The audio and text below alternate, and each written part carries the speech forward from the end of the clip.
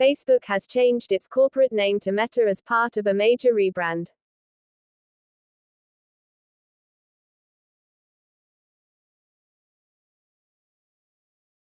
According to Facebook boss Mark Zuckerberg, the new name, Metaverse, has been unveiled to complement the plan of building an online world where people can game, work and communicate in a virtual environment, often using VR headsets.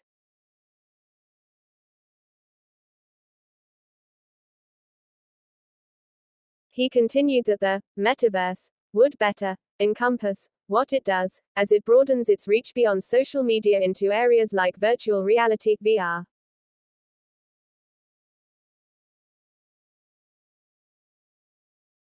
However, the change does not apply to its individual platforms, such as Facebook, Instagram and WhatsApp, only the parent company that owns them.